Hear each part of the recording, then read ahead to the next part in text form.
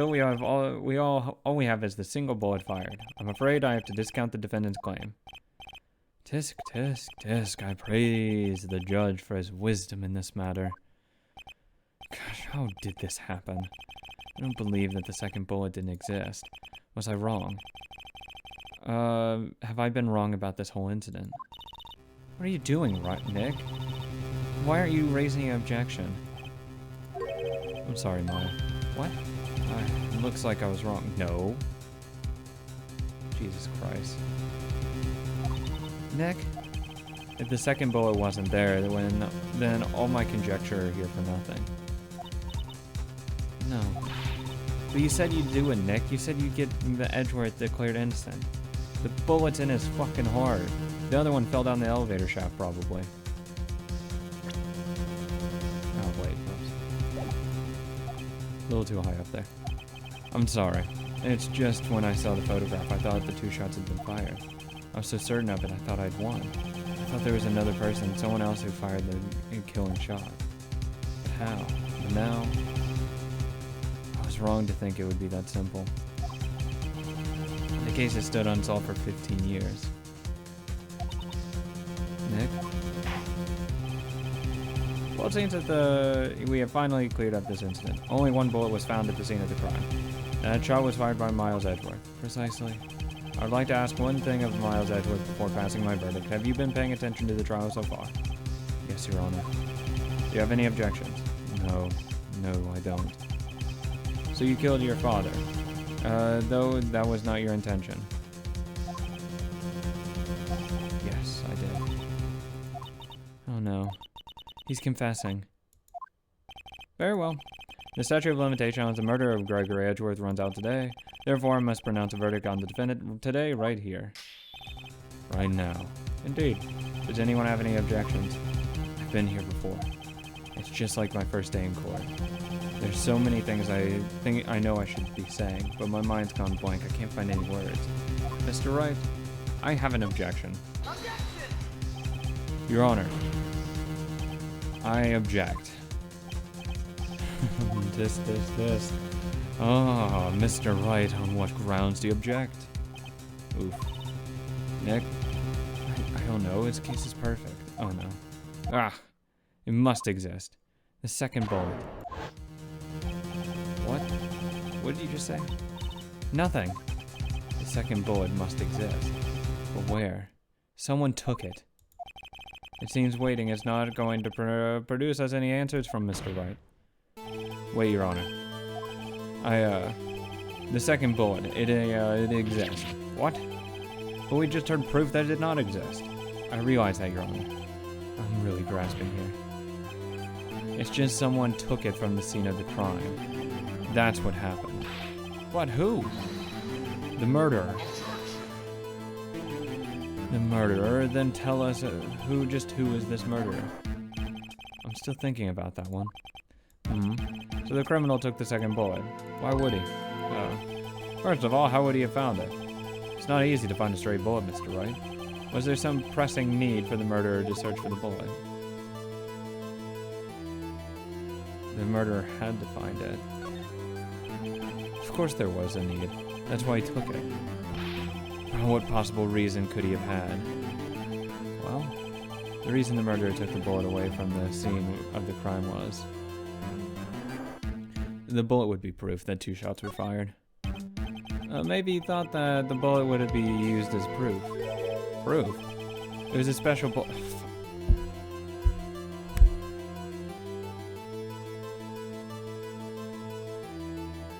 Fucking, it stopped working there for a second. You fucking retard. What the fuck is wrong with you? Are you that fucking stupid that you can't think for 2 seconds? Then, oh, maybe it proves that there were 2 shots fired. That's why he picked up the other bullet. Why the fuck wouldn't you just say that? Jesus Christ, we just had this fucking conversation. What the fuck's wrong with you? Oh my god. If that was the case, then we would have taken the bullet from inside Gregory as well. Huh?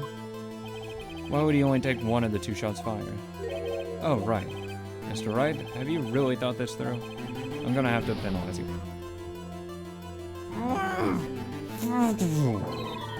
This this isn't going so well. Was there some pressing need for the murderer to search for the bullet? Why would the murderer have spent the time to look for the stray bullet? I haven't got a clue. What's wrong, Mr. Wright? The murderer had no reason to take that bullet. You don't want to admit it, but it's true. Ugh. Had to take it. Had to take it. The murderer... What does that mean? You're thinking too normal. Think crazy. Don't think why the bullet was taken. Think why the bullet had to be taken. Mr. Wright? Yes, Your Honor? I have no idea what I'm going to do. What I'm doing. Well, the murderer had no intention of taking the bullet from the scene. But, the murderer had to take the bullet. Had to, Mr. Wright? What do you mean? Well, for instance. For instance, what? Maybe the bullet, hit the murderer. The bullet hit the murderer? Just something saying, for instance. I mean, if it hit you, you would have to take it with you, wouldn't you?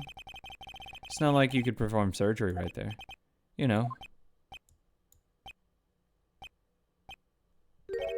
Wait a second.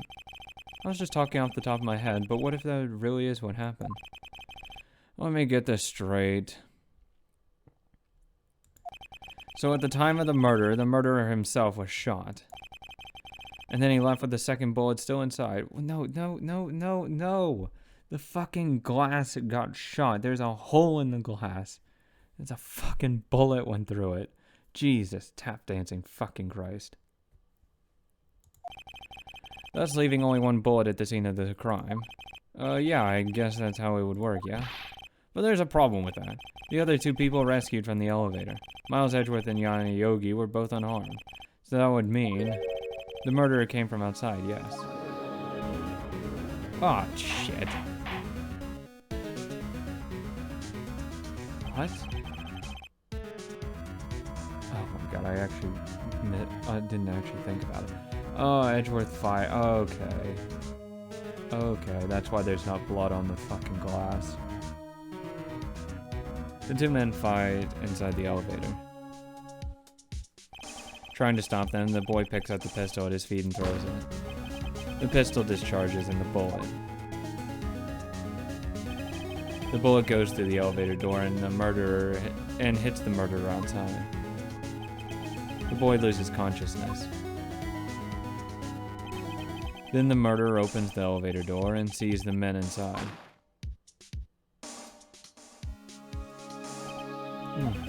Mr. Wright, you are truly the most unpredictable defense attorney I've ever known. I can tell you're grasping, yet I cannot deny the possibility of what you say. What are you saying? Deny it. Deny it. No one involved with the incident was wounded. There was no murderer. No one was wounded at the time of the incident. He's right. I can't think of anyone. Hey, Nick. Huh? I just thought of something. Really crazy. Crazy. Remember when Mr. Grossberg said yesterday? Gregory Edgeworth dealt a blow to his perfect trial record. Oh, hey, buddy. You're the one that did it. Wow. It must have been quite a shock for Von Karma. He took the vacation for several months. And after that, you see... Yes, unusual event for the man. Well, he was staying away so he wouldn't be brought up on charges. Or investigated. That was the first and the last vacation he's taken in the many years of prosecuting. What if Von Karma didn't take that vacation because of shock? But took it because he was injured. Which would mean... It could only mean one thing. He was the murderer in the DL6 incident. He was the man who shot Gregory Edgeworth.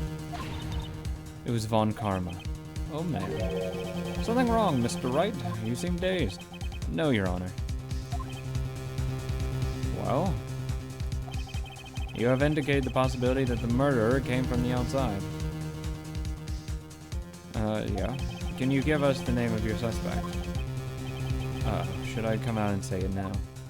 Say it now, buddy. Proclaim it loud and proud. Your Honor, the suspect, there is a suspect, one lone suspect. Well, this is certainly interesting news. Very well, Mr. Wright. Who is your suspect? Oh, my hands are shaking. What? Von Karma. Von Karma?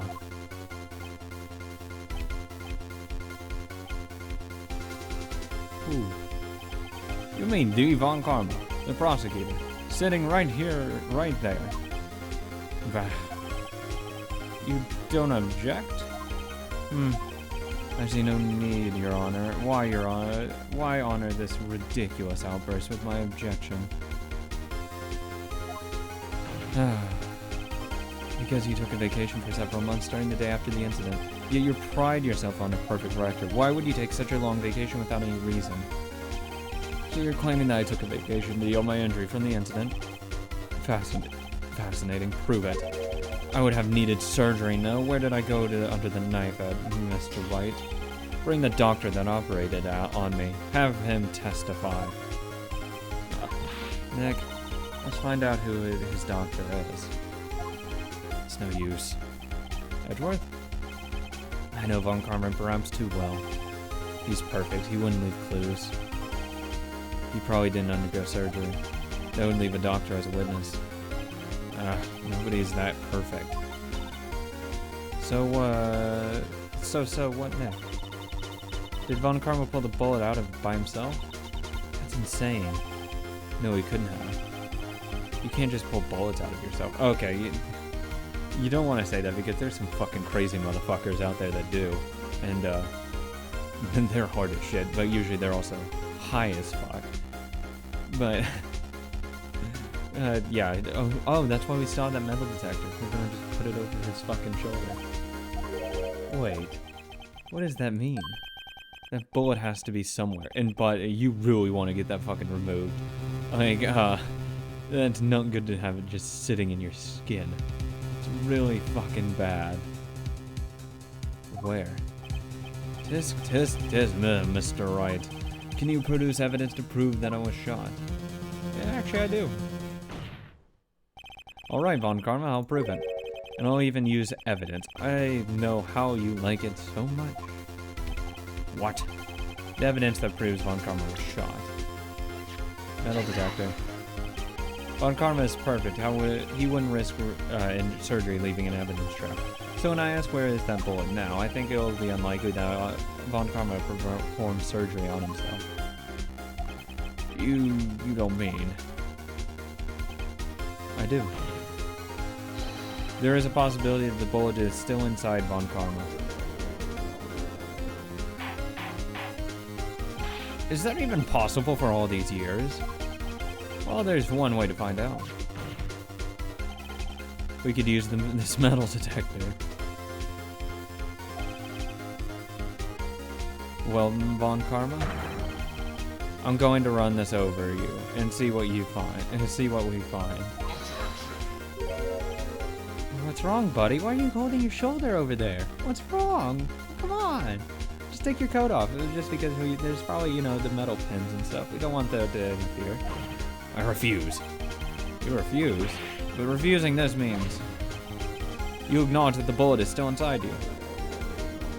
It's all but confirming it, Mr. Von Karma. Order. Your Honor, the defense requires that we request that we be allowed to use the metal detector. Judge, I call for a suspension of this trial. This is an invasion of privacy. Objection. The statute of limitation runs out on this case today. We have to settle this case today, and we cannot have any suspension on this trial unless we postpone the statute of limitations. And we cannot do that. If it was you who said we had to end this right here, right now. Enough. I permit the use of the metal detector. Mr. Von Karma, you will submit yourself to testing. Nick, what does this mean? It means I fucking won. I don't know, but we have to give it a shot here. It means I fucking win. Beep, beep, beep, motherfucker. It reacted. Something's inside his right shoulder. The bullet.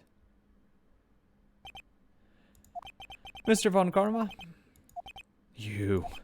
It was you. I was afraid this would happen. And so I remained silent. I have pins and nails in my shoulder. Please. Fuck you. Indeed, there is a bullet in my shoulder. However, it has nothing to do with this incident. It's a complete coincidence that I was in fucking Vietnam and I got shot. Okay. What? I was shot in the shoulder long before the DL6. I claim that the bullet in my shoulder has no relation to DL6. You can't fucking prove it's not related, but you can't prove it is related as well. Right. But Mr. Von Karma, can you prove that? Prove? I have no obligation to prove anything. You're the motherfucking prosecutor. The burden of proof lies on you, though in Japan it's probably not. But the burden of proof does lie on the prosecution. It is you who must prove something here, Mr. Wright. Not I. Mr. Wright? Well, can you prove it? Can you prove that the bullet in Mr. Von Karma's shoulder was the DL6? Of course you can. You don't have any of the DL6 evidence. That's because you took it all out of the records room yesterday. With no proof, you cannot convict me of any crime. So sorry, Mr. Wright. No, I'm the one who's sorry, Mr. Von Karma. What? You were close, one day away from freedom. You seem to have, you see, I have. What? Who would have thought you would have dug your own grave trying to convict Edgeworth? I can link the bullet in your shoulder to the DL6 incident. And here's my final proof. Would it be this? Then we know this isn't, that this bullet, it's not that one. I don't know. Like, it would just be this. But, I mean, it's either going to be the bullet or the fucking incident photo. Parrot, metal detector, pistol, not to do with that. Unless it's like the same fucking ballistic thing, which I doubt it. They probably have that in the records. Well, let's go with that. That's a bullet. Where did you get that? This is the bullet used in the DL6 incident. This was taken from the heart of the victim, Mr. Gregory Edgeworth. The bullet is preserved quite nicely with all the ballistic markings intact. Ballistic markings. You may recall the term. It came up in the first trial 2 days ago. Ballistic markings are the fingerprints of a weapon. All bullets fired from a gun are marked with the weapon's unique pattern. By examining the markings, you can tell which weapon fired the bullet. It's quite accurate. Yeah, it's really hard to fucking manipulate. We have 2 bullets in your possession. One bullet removed from Gregory Edgeworth's heart. The other, Mr. Von Karma, is the bullet buried in your shoulder. We can analyze both bullets, then if the markings match, we would know that both bullets had been fired from the exact same gun. The very same pistol. In other words, the murderer weapon that killed Gregory Edgeworth. Mr. Von Karma, you will let us remove the bullet from your shoulder? Then we'll compare the ballistic markings to those of this bullet. And solve this case once and for all.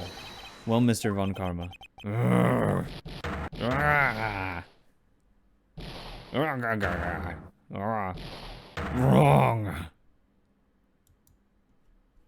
Am I, though? That scream. I've heard that scream before. Wait, I know. Help, I can't breathe. Quiet, I said quiet. Well, you're not making this any easier. Stop breathing my air, I'll stop you. Stop breathing my air. Get away. Get away from my father. Bang. Ah, fucking. I don't want to remove this bullet. It's that scream that I heard in the elevator. 15 years ago. Von Karma, it was you who screamed.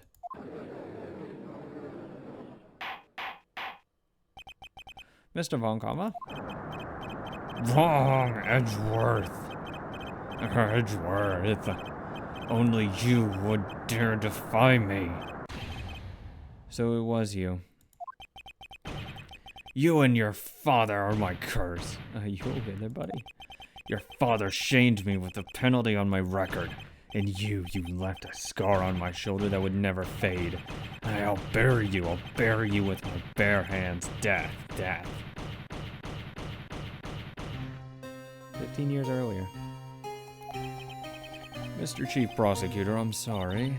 Von Karma, it's not like you to make this kind of error. I never would have thought that Edgeworth would be the one to catch you. I was careless. Sorry, but you'll have to be penalized. I've covered for you in the past, but not this time. Edgeworth! It was a shock like none I had ever known. Me penalized? It took hours for me to regain my composure. Suddenly I found myself in darkness. I was in the court records room. I must have wandered in there without thinking where I was going. The room was pitch black, the lights had gone out.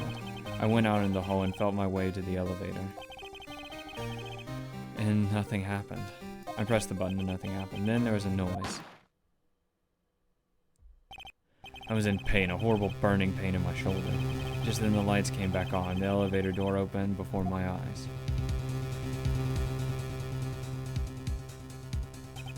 I saw 3 people inside, all laying unconscious from oxygen deprivation. Much to my surprise, a pistol lay at my feet. I knew then it was destiny.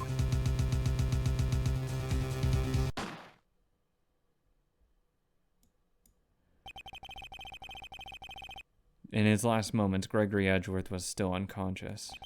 He died never knowing who had shot him. Later he spoke through a medium blaming Mr. Yogi. He was fooled. It was the perfect crime. Tisk, tisk, tisk. Who would have thought another man would have come to open that elevator door? Judge. What? What are you doing? Do your job. Bring an end to this miserable charade. Now, end it. Very well. No, I want to gloat some more.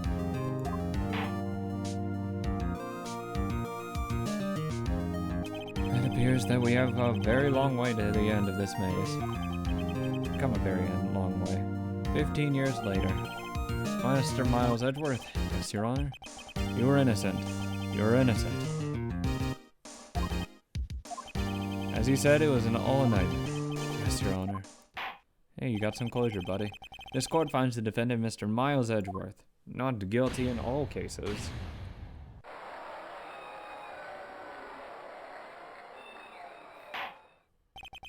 That is all. The court is adjourned. Yeah, but we also found, what's his face guilty, right? December 28th, 5:38 p.m. District lobby, defendant lobby number 2. Nick, we did it. Did you see his face? Von Karma looked even paler than usual. He's pretending to be all cool, but inside he crushed him, Nick. Crushed. I gotta say, I'm impressed. It was pretty close, though. I was sure we'd had it. I know, I was on the verge of tears the whole time myself. But now it's all just a good memory. So, it's finally over, Edgeworth. Right? Yeah? I'm not sure how to say this. I know. Try thank you.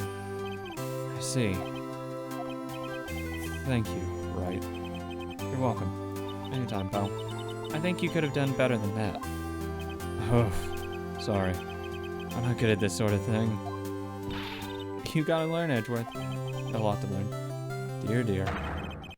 Whoop! Whoopee. Amazing, pal. You pulled through just like I thought you would. I'll never forget this. I owe you one, pal. Damn right you do. And tonight, let's party. Dinner's on me. Hell yeah. I can order anything I want. Well, I'm on a budget.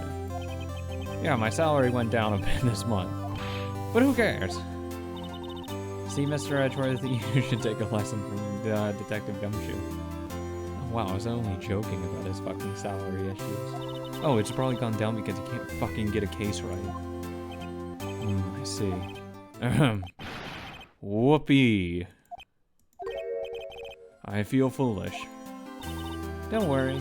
Take it a little at a time. You'll get used to it. It's been 15 years since I've seen Edgeworth this unguarded. Hey, y'all. Plata. Y'all were great in that. Thank you. Yo, Edgeworth, congrats. Thank y'all very much. I knew you were innocent from the start, of course. Just look at you. You wouldn't stick your hand in the cookie jar even if no one was there. You were the witness on the first day of the trial, weren't you? Yeah, well, let bygones be bygones, eh? Speaking of which, what are you doing now, Lana? Who, me? I went back to college. I gave up on trying to be an investigative photographer pretty quick. Really? That's too bad. Huh? Isn't that the hot dog guy from the park? Huh? It's over, Nick. My life is over. Why the sad face, Larry? What happened now? Oh, Nick, I'm not long for this world. You don't look sick. It's Kian. She's gonna live in Paris. Paris, Nick. She's leaving me behind. Larry. Yo, Edgy, there you are. Didn't that happen literally last time, buddy? Yes, here I am. Congrats, Edgy. Here, a little gift from me in celebration. Celebration? It's unusual for you. Harry Butts, you came along tonight too. My treat, pal. You come along. Thanks. I'm looking forward to it. Yo, Nick. That's the suit that questioned me. When he says treat, that's not police talk for prison food, right? I think you'll be fine, Larry. Right? Yeah, what's up? That envelope that Larry gave me.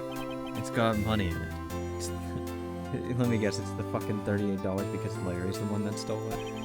Oh yeah, that's not that strange. People give money away to celebrate times. It's $38, right? Huh? What a weird amount. I mean, it's not a little, but it's not a lot either. 38 exactly? Nick! Wasn't that exactly the amount of lunch money that was stolen from Mr. Edgeworth in school? 38. No. No, Larry, it was you? What are you so surprised about, Wright? Huh? Larry was absent the day of school, right? But that doesn't automatically rule him out as a suspect. What? Think back to that day 15 years ago. Larry took the day off, but he was so bored he came to school anyway. When he saw the money lying there, and the rest is history. I never was good at history. Edgeworth, you didn't know, did you? I suspected. I just couldn't picture Larry protecting you like he did that day. Everyone else was saying you did it. The whole class was against you, remember? Yeah, too well. Right, you may not know this, but we used to have a saying back in school. When something smells, it's usually the buds. I know. Really, Wright. I'm surprised you didn't figure it out. Well, this is such an unexpected turn of events, eh? Edgeworth. You should have told me. Now, Nick, it was 15 years ago. Don't you think the statute of limitations has run out on Mr. Edgeworth? I'd say so, yes. There you have it. Where does that leave me? I became a defense attorney because of what you two did. Well, I'd call you a goody two-shoes to the extreme. Yeah, and you get worked up too easily, too. The death sentence for both of you. Man, if only I had known I'd become a prosecutor. The same goes for me, only the other way around. For the longest time, I thought I might have killed my own father. I thought I might be a criminal, because I'm a prosecutor, and I became a prosecutor in part to punish myself. If I had known the truth, I might have become a defense attorney, after all. Edgeworth. Want to switch, right? Hey, y'all, line up, I'll take a photo. I'll switch, I would love it. I want to go on the fucking attack here. That's what I'm naturally good at. That's what I want to do. Well, it's one of the things. I wouldn't mind being a prosecutor. It would be fun. Hey, photo time, let's go. I mean, it's just like, hobby. And after that, dinner on me.